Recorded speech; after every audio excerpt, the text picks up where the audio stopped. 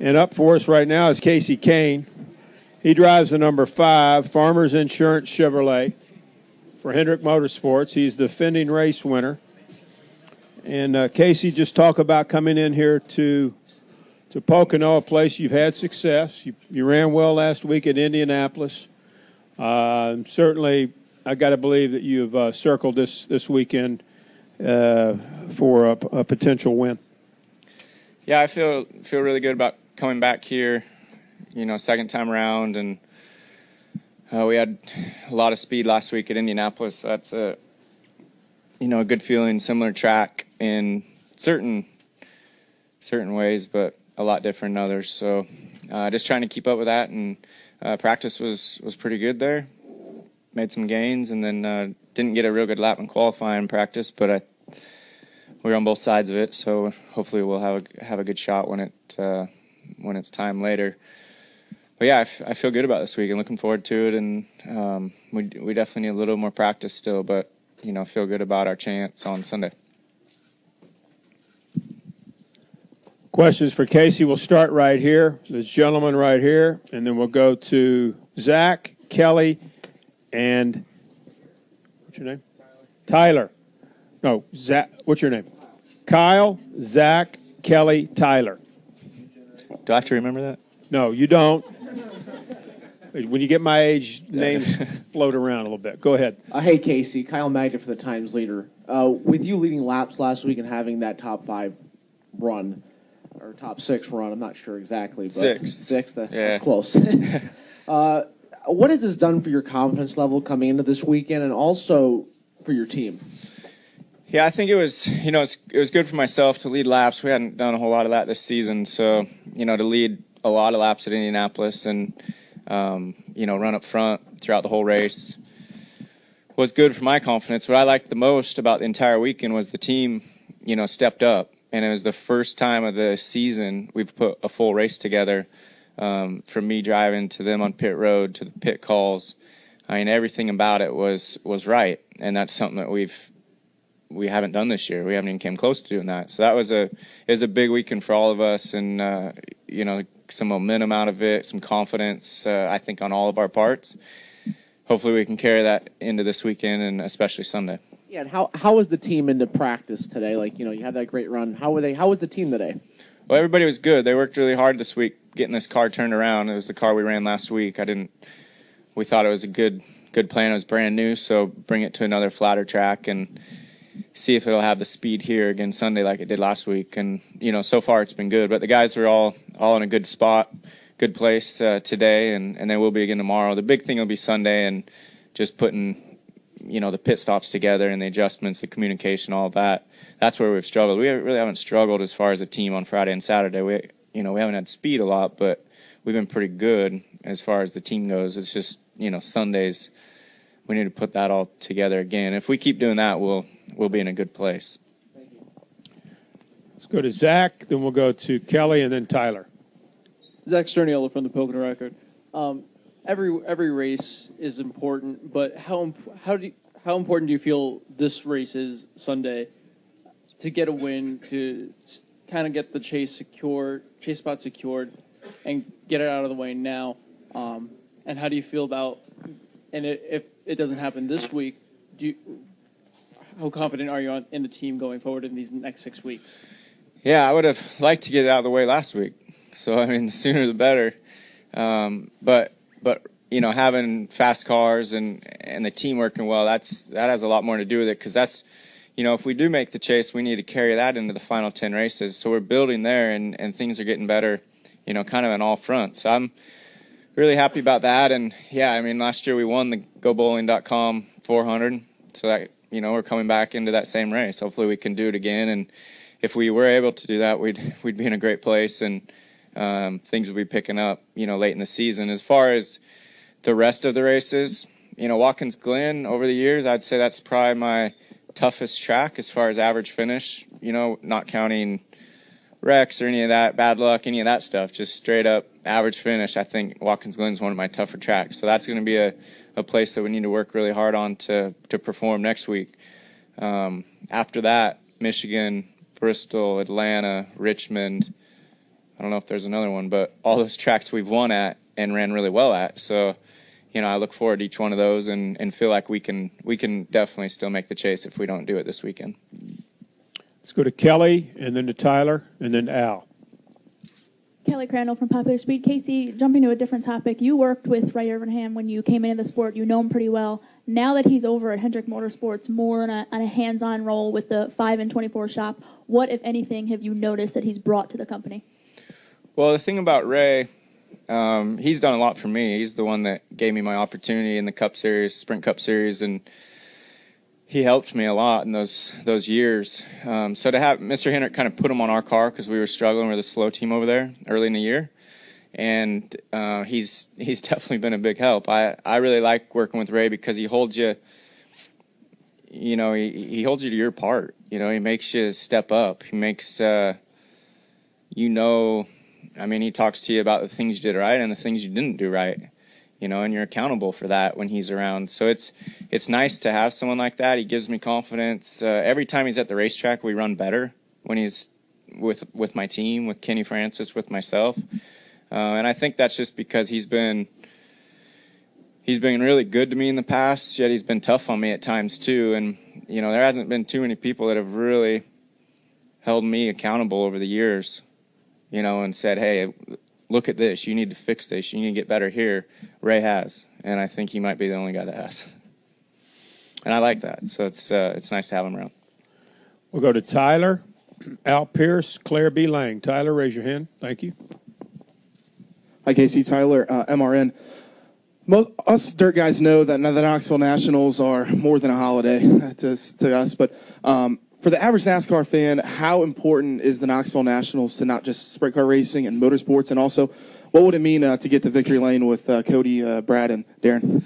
It's a huge week for us with our sprint car teams, our World of Outlaw teams, and I'm going to go straight from here Sunday afternoon to Knoxville. They run Sunday night there, kind of the final race before the Nationals start on Wednesday, and just be there and help motivate and get the guys, just show them I'm behind them. They've raced all season, so they're prepared.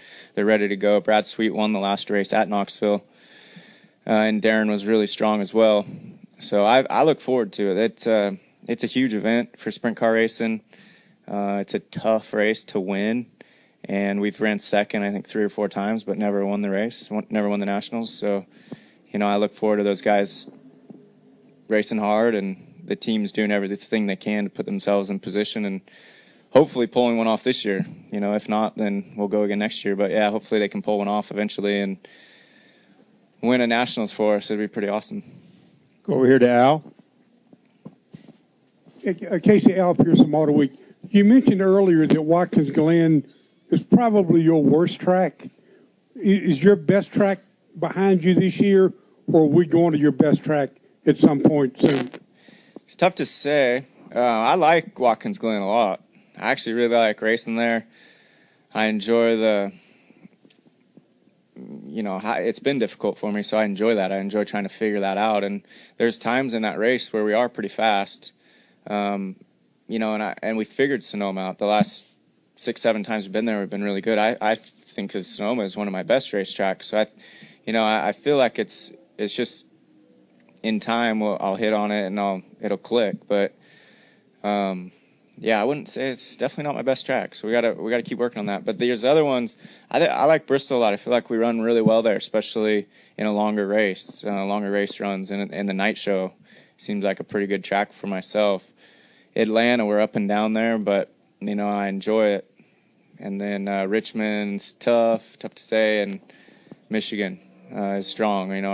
Our cars and engines and the balance. I felt like we were the best car the first race at Michigan, the last 30 laps, just not the first however many. So we got to work on that. But I don't know if these tracks are my best tracks, but they're definitely all pretty good for us. And we can make good points and hopefully get a win in a couple of them or one of them or any of that would be great. Let's go to Claire. Raise your hand, Claire. And then we'll go to the gentleman there in the middle.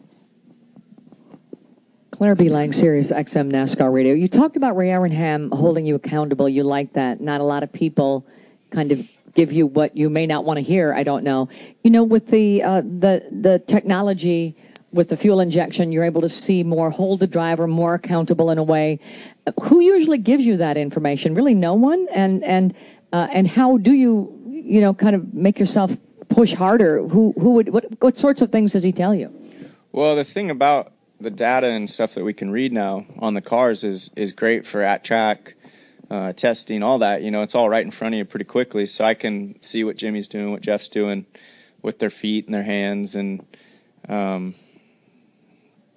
I mean, I like that, but that's up to me to change my own driving style, or you know, it also creates a different balance of the car and how it's going to handle. So it's nice to be able to look at all those things, but it's hard just to change. You know, we've all driven a certain way for a certain amount of time, and it works at times when everything aligns. But the spots where Ray's big, in my opinion, is just looking at things that you can do better as far as communication goes, as far as working together, being more prepared when you go into a race weekend, whether it's looking at old notes, looking at what other people did, what we've done in the past, what worked a couple years ago and not this time, maybe you look at that again. So there's just a lot there, there's a lot of information there that you can go and find if you want to spend the time and do that. And that's where I think Ray really, you know, helps me is be a little more prepared when we get into the weekend, and then just having a better attitude. And it's not just me, it's Kenny, it's all the guys. And that's,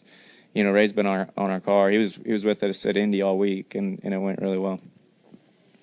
Go to the gentleman right behind you, Zach. Raise your hand, sir. Got the mic, and then we'll go to the line over here. Go ahead. Kasey, Josh Reed with the ABC affiliate in Harrisburg. Hendricks won 4 in a row here at Pocono. Is that coincidence, or do you think you've got it figured out here? I'd say kind of coincidence. I think our cars are really good here, but yeah, I guess last year was between me and Jeff. This year it was between Brad and Dale. Jeff won it. Okay, yeah. I don't know who won the first race last year. Jimmy. Oh yeah, Jimmy won. He was good that year. Yeah, so I don't know. I think, yeah, Hendrick probably does have this track figured out, it sounds like. Let's go to who had the next question? Somebody did. Gentleman there in the blue, and then Dustin. Kasey, when you come to a place like this year for this race, and you've won here last year, do you look back at that race? Do you watch it again? Do you see what you did? Do you try to take any of that into this weekend?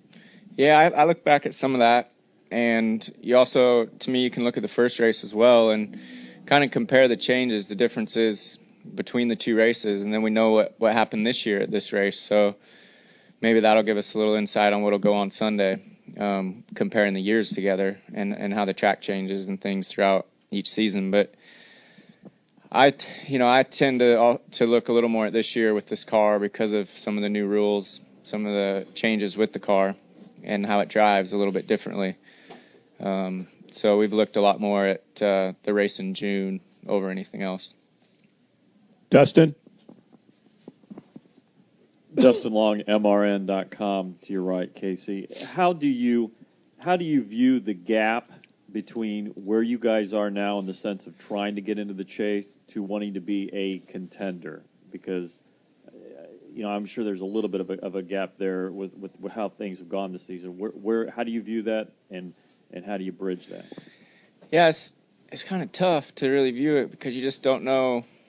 I mean, you want to look at the team, you want to look at what you're doing and how you're preparing, and the guys have worked really hard all season long. I've been, right there with them at times, watching them. And then just last week we finally put together like a full race. So why did that happen? Where did that come from? It's not like we picked up speed in any of those areas. It was like we just all did our job the entire race, the entire day, and communicated and had great attitude. So and focus. I think focus is a big part of it. But so I feel like a team at this level of racing, we could go all the way until Richmond. You make it into the chase at Richmond and hit on your stride, and they could, a team like the teams that are built, I think right now, could make a run. You know, we could have the season we've had and make it at Richmond and then make a run for the championship. And that's just my opinion, but that's the way I look at things. I think all the teams are so good, and the drivers and the communication, the opportunity to look at all of our teammates and work with our teammates, I just think it's right there. So it could change at any time, and you could really get on a roll and be as good as anyone in the sport. Good time maybe for one more question. Al? Al Pearson, Motorweek. You mentioned Richmond, so I'm going to follow up. Is that the place where the gloves come off, and the manners are forgotten, and the no rubbing, no contact? Is Richmond where it will happen? Or if you need a win, would Bristol be the place, or Atlanta, or do you wait until Richmond? Well, I think, you know, it seems like people talk about that each year, and it's kind of Richmond or whatever, but when it comes down to it, there's only a few guys, you know, that are really going to have a shot to make the chase at that race. It's not like the whole field is. I mean, there's going to be one guy who can win, and then there'll be a couple guys on points. And so, I mean, you're just not going to go out and crash that guy because you want the spot. So I don't see how it changes a lot. I think we race the same this weekend as we do in Richmond in a month and a half. I don't think it's going to really change, and I haven't seen it change much in the past. I've seen some weird stuff go on at Richmond. We've all seen that, but I don't think you just see guys just start crashing each other because it's Richmond and they think it can put them into the chase, because it really won't, in my opinion. Kasey, thank you for coming in, and certainly all the best of luck this weekend at Pocono. All right, thanks.